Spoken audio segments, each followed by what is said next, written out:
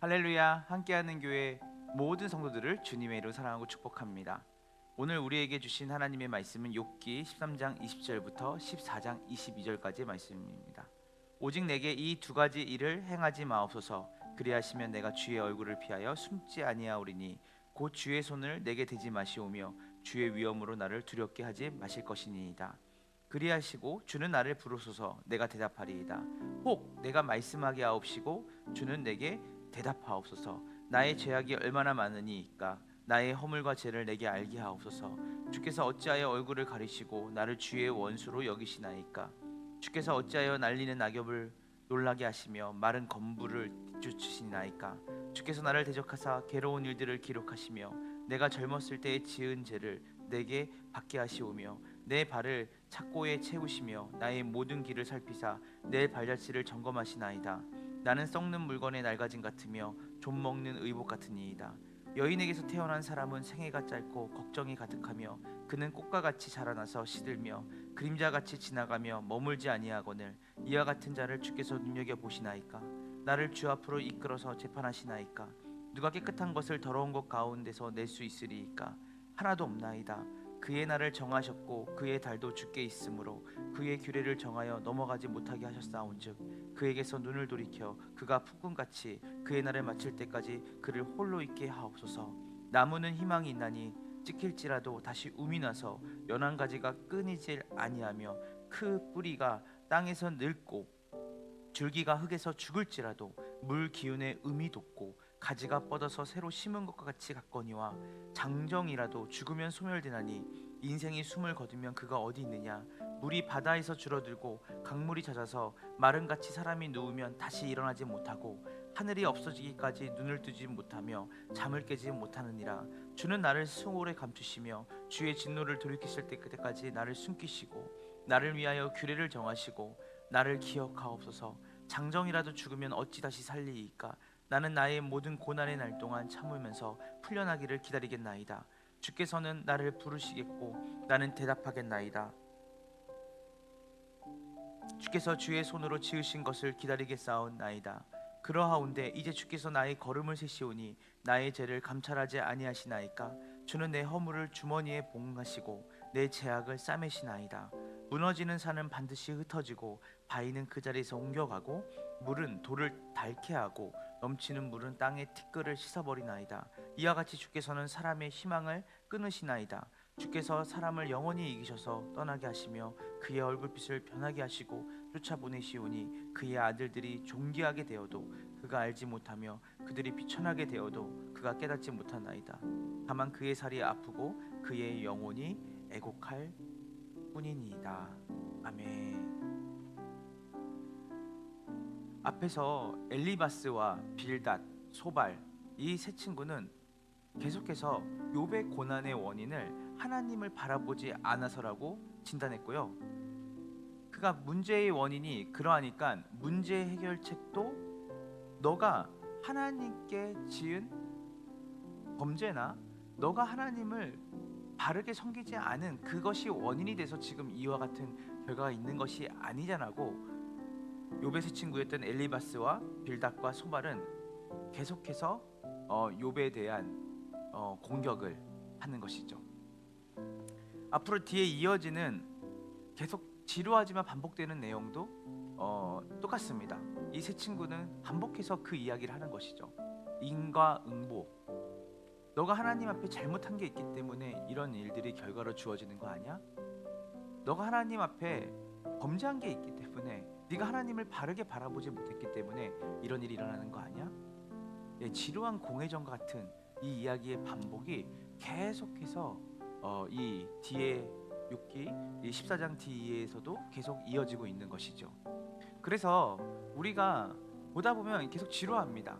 마치 이사야서를 볼 때 반복해서 하나님의 심판이 계속해서 나오는 것처럼 이 욥기의 뒤에 있는 내용도 이후의 내용도 반복돼서 인과응보의 원리로 욥을 공격하고 욥과 변론하는 친구들의 이야기가 나오는 것이죠. 여기서 우리는 어떠한 교훈을 얻을 수 있겠습니까? 네, 역사는 반복된다는 거예요. 지루한 공회전 같죠. 오늘날 교회에서도 우리가 살아가는 많은 삶 속에서도 우리가 하나님을 믿는다고 하지만 정작 우리 안에 그 가지고 있는 깊은 하나님에 대한 생각은 인과응보에 갇힌 하나님이죠. 우리가 잘했기 때문에 하나님이 상을 주시고, 우리가 이렇게 벌을 받는 이유는 하나님이 우리가 하나님 앞에서 범죄했기 때문에 하나님이 우리를 그렇게 대하신다라고 하는 깊은 인과응보적 신앙을 우리가 가지고 있고, 그것을 가지고 있는 것에서 멈추는 것이 아니라 우리가 그 신앙관을 가지고 남을 판단할 때도 똑같이 그렇게 판단하는 것이다. 여러분이 만약에 욥이라면 어떤 마음이겠습니까? 하나님 앞에 신실하고 진실되게 살아왔다고 어쩌면 본인 자체도 주변의 사람도 인정했던 그의 삶이었지만, 이렇게 어떻게 보면 세상적으로 패가망신한 이 상황이 오니까 욥에게 있는 마음은 절망 그 자체였을 거고, 그런 욥을 보면서 친구들, 그렇게 자기와 함께 어울리며 자기를 사랑했다라고 하는 먼 곳에서부터 욥을 생각해서 온 그 친구들조차도 욥에게 잘못된 처방을 내리고 있는 것이죠. 네가 뭔가를 잘못했다, 네가 뭘 실수했기 때문에 너희 집이, 너희 가정이, 너희 아이들이 이런 꼴을 당하는 것이 아니냐라고 하는 그들의 권면, 또한 그들의 이야기, 그리고 또 그들의 욥에게 했던 그 말들이 욥에게 얼마나 화살처럼 와닿았겠습니까? 오늘 본문은 욥은 그 세 명의 친구들과의 이야기를 통해 욥은 하나님 앞에 두 가지를 기도를 합니다. 첫 번째로는 하나님, 곧 주의 손을, 21절입니다. 곧 주의 손을 내게 대지 마시오며 주의 위엄으로 나를 두렵게 하지 마실 것이니. 여러분, 이 두려움이라는 것, 욥이 하나님께 탄식하며 구했던 첫 번째는 이 두려움에서 나를 건져내어 주소서. 사실은 이게 욥기 전체를 관통하는 여러 주제 중에 하나로 우리가 생각할 수 있습니다. 여기서 나오는 두려움은 어떤 두려움입니까? 사실은 이 두려움은 욥이 가지고 있는 본질적으로 자신의 삶에 대한 불안전, 또 자신의 그 결핍에 따라오는 그 두려움을 이야기하는 것이 아닙니다. 바로 하나님이 나를 버리셨는가? 정말 그 친구들의 말처럼 내가 정말 하나님께 버림받은 존재, 내가 부지중에 내가 알지 못하는 그런 어떤 죄악과 범죄 때문에 하나님께 내가 끊김을 당해서 하나님이 지금 내 형편을 이렇게 내버려 두시고 방치하시고 나를 유기시키시는가? 더 나아가서는 과연 하나님이 나를 바라보시고 계시는가? 하나님이 지금 내 인생을 살피고 계시는가? 공주를 하나님과의 관계에서의 두려움이죠.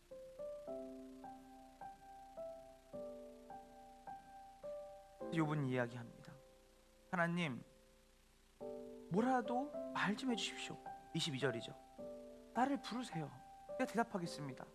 주님, 제가 지금 이 상황과 이 환경 속에서 하나님 저에게 침묵하지 마시고 하나님 이 두려움에서 저를 건져내어 주세요. 욥이 말했던 두 가지의 기도의 탄원은 바로 이 두려움, 하나님이 나를 버리셨는가라고 하는 그 두려움, 그 침묵, 이 속에서 아무 말도 하지 않으시는 하나님, 우리의 고통의 현장에서, 여러분의 삶의 현장에서 무섭도록 많은 사람들이 여러분의 그 고통의 한복판에서 어떤 원인과 이유에 대해서 이야기를 하지만 정작 하나님은 침묵하시는 것 같은 그런 상황 속에 여러분이 놓여 있었던 적은 없으십니까? 아니면 지금 그 현장에 놓여 있으십니까? 마치 욥의 마음이 여러분의 마음과 같이 합해서 여러분들이 지금 이 고통의 현장에서 하나님이 침묵하시는 것처럼 느껴지고, 하나님이 나를 떠나셔서 지금 나 혼자 고아처럼 내버려져 있는 것 같은 그 현실이 여러분의 삶 가운데 있다면 여러분 기억하여 주십시오. 오늘 욥이 했던 이 고백, 하나님 제가 두렵습니다. 어찌하여 나를 떠나신 것 같습니까? 하나님 어찌하여 나를 떠나셨습니까? 하나님 나를 바라보시지 않으십니까? 정녕 저는 하나님 앞에 버림받은 것입니까? 라고 욥이 외치는 이 기도의 탄원에 여러분 누가 생각납니까? 바로 골고다 언덕에서 십자가에 달려서 우리가 이 죄의 산물로, 죄의 영향으로, 죄의 결과로 우리가 받아야 될 그 하나님의 진노를 받으셨던 예수 그리스도의 그 외침, 아버지 어찌하여 나를 버리십나이까? 아버지의 부재가 느껴지고 아버지와의 단절된 관계 속에 철저하게 버림받아 유기되고 방임된 것 같은 그 존재적 결핍과 존재적 절망에 놓였던 예수 그리스도의 외침이 여러분이 이 욥의 절망과 탄식과 마주해야 되는 것이죠. 바로 욥의 이 절망이 바로 우리의 절망이었어요. 알 수 없는 우리의 삶에 알 수 없는 죄에 대한 그 영향, 그리고 온 세상 어딜 봐도 결핍과 낙심과 좌절밖에 없는 이 상황, 아무리 잘해보려고 해도 회복될 것 같지 않은 관계들, 세상은 굿뉴스보다 배드뉴스가 더 이 땅 가운데 충만하게 들려지는 이 어둡고 낙심되고 좌절되는 상황, 이 속에서 우리를 건져내시기 위해서 오신 예수 그리스도, 그분의 그 좌절의 끝에 바로 무엇이 있습니까? 바로 하나님과의 관계를 회복하신 예수 그리스도의 십자가의 놀라운 능력이 바로 우리의 삶 가운데 주어졌다는 것입니다. 우리는 오늘도 욥처럼 이야기할 수 있습니다. 하나님 어디 계십니까? 하나님 정말 이 고통 가운데 이 죄와 사망의 그늘 안에 하나님 침묵하십니까? 라고 하는 그 하나님께 탄원하는 그 자리에 바로 예수 그리스도께서 우리를 구원하시고 우리를 대신해서 십자가에 달려 죽으심으로 임마누엘, 하나님이 우리와 함께 계시다라고 하는 그 관계의 끊어짐에서 다시 관계의 화합으로 우리 가운데 오셔서 이 고통의 절망의 한복판에서 우리를 고와 같이 내버려 두지 않으시고 우리에게 대답하시는 하나님, 우리의 고통을 돌아다 보시며 우리의 고통의 한복판에 우리를 품고 계신 그 하나님의 은혜가 그리스도의 십자가의 은혜로 말미암아 여러분에게 주어졌음을 믿고 신뢰하며 나아가는 복된 주말이 되기를 주님의 이름으로 축원합니다. 함께 기도하겠습니다.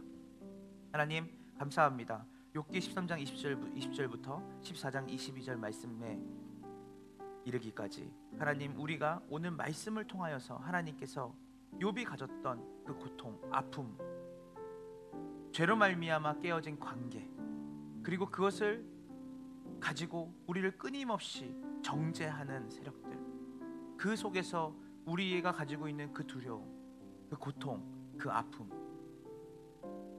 하나님 우리를 내버려두지 않으시고 버려두시지 않으시고 이 고통의 한복판에 죄와 사망의 그늘에 앉아서 좌절하고 탄식하는 우리의 삶 가운데 주님 찾아오셔서 우리가 섰던 그 자리에 아버지 어찌하여 나를 버리십니까? 라는 예수 그리스도의 그 탄식과 절망을 우리의 자리에서 그분이 대신 지시고 외치시고 받으심으로 말미암아 우리의 모든 죄를 씻기시고 우리의 삶의 어둠 가운데 고통 가운데 대답하시는 하나님으로, 임마누엘 되신 하나님으로 우리의 삶 가운데 진정한 행복을 가져오신 예수 그리스도를 진심으로 찬양하고 영광을 올려드립니다. 오늘 복된 주말 우리의 삶의 고통의 한복판에서 다른 말에 귀를 기울이지 아니하고 어떠한 사랑과 어떤 영향력 있는 어떠한 미디어 매체에 귀를 기울이지 아니하시고 우리 안에 우리를 구원하시고 우리에게 참된 회복을 가져오시며 우리와 함께 계신 하나님의 그 은혜를 생각하며 넉넉하게 우리의 어려움과 고통을 이기게 하신 예수님의 십자가의 은혜를 깊이 묵상하며 오늘 하루 우리의 삶의 환경 속에서 특별히 고통의 한복판에서 그리스도의 은혜를 생각하며 능히 우리와 함께 계신 하나님과 더불어 그 모든 것들을 이겨낼 수 있는 복된 우리 함께하는 교회 성도들이 되게 하여 주시옵소서. 감사드리며 예수님의 이름으로 기도합니다.